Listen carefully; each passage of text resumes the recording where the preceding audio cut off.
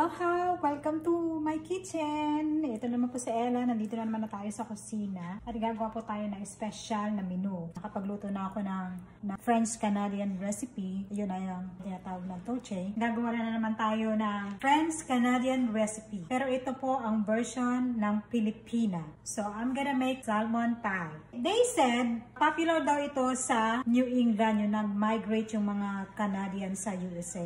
Tapos, hanggang sa nakilala na siya Pero usually tradition po yan ng mga French-Canadian pag may mga okasyon. So ngayon, magluluto tayo. At ito ang ating mga ingredients. Onions, potato, scallions, carrot, 2 stalks of celery, pink salmon in a can, black pepper, dill, lemon pepper. Itatap natin ang pie crust ng parsley and paprika. Yun. Meron pa tayong butter, salt, and pepper. First step, i-drain natin itong nasa can. Ayan guys, nabuksan ko na itong cans. Ngayon, tatanggalin natin yung liquid. I-drain natin. Make sure na wala siyang buto o tinik. Habang dinidrain natin yan siya, magbabala tayo ng potato. Next, isunod natin itong carrots. Nugasan ko na, tapos hihiwain natin. Tapos na natin siyang i-peel. Ngayon naman, ikakating natin. Next, celery. Next, onions. Next, ilagay na natin yung guys, potato na kumukulong tubig. Medium heat, isabay natin ang onions. Lagyan natin ng asin. Kuluan. Okay guys, nasa halfway na siya. Ilagay na natin ang potato, ang carrot. At celery. Na natin ang ating oven for 375. Ito yung 1 can ng salmon. Try natin ihalo yung isang can. Tapos meron siya mga buto pero malambot naman yung buto. So okay lang yan. Drain na natin. Balik natin dito.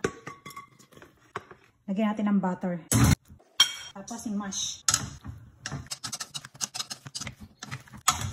Ngayon naman guys, lagyan na natin ng seasoning. Konting paminta. Bell. 1 teaspoon of lemon pepper. Scallions. Mix all together. Oh my God. Ang amoy. Does it looks delicious? Yan pa lang. Amoy na amoy ko na. Yes. Ang sarap.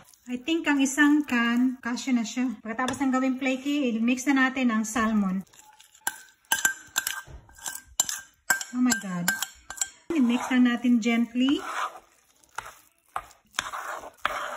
So, ready na ang ating filling. Next step, lalagyan na natin siya sa ating pie. Lagyan na natin yung filling natin.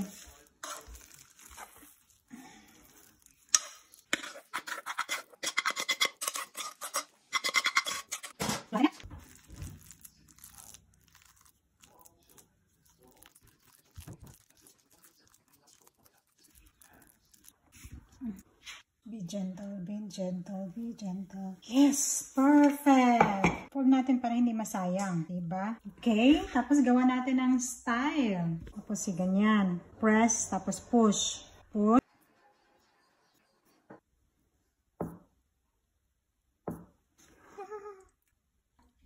Tapos sigyan natin siya ng wash, ng egg wash.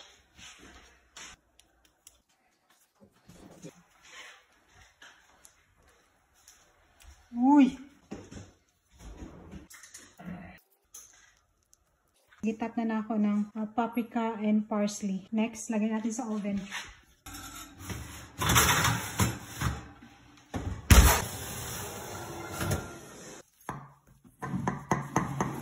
You need a spatula to...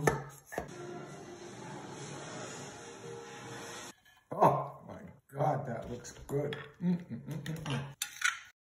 What?